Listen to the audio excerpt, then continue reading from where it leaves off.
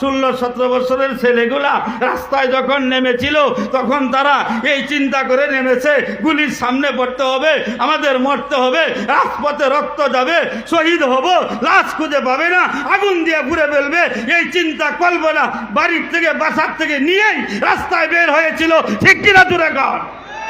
এখন এই বালক বলতেছে আমি মৃত্যুটাকে নিয়েই তোমার সামনে দাঁড়াইছি, তোমারে কেমনে হত্যা করবো জানো?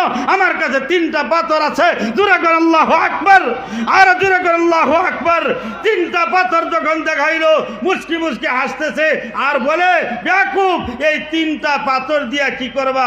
হেলমেট মাথায় পরা আছে, তারপরে গায়ে লোহার পোশাক পরা আছে, একটা পাথরই যথেষ্ট, কারণ আমি পাথর নিক্ষেপ করব আল্লাহর হুকুমে, আল্লাহর নামে, আল্লাহর নাম নিয়ে পাথর নিক্ষেপ করব।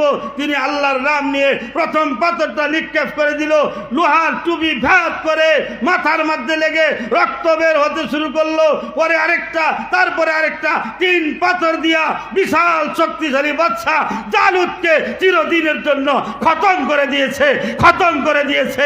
ঠিক কিনা জোরে কান?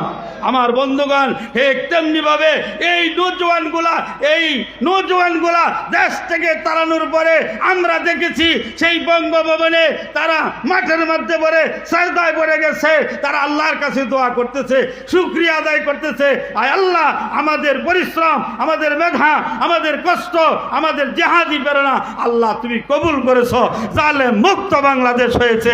ঠিক কিনা জোরে কোন?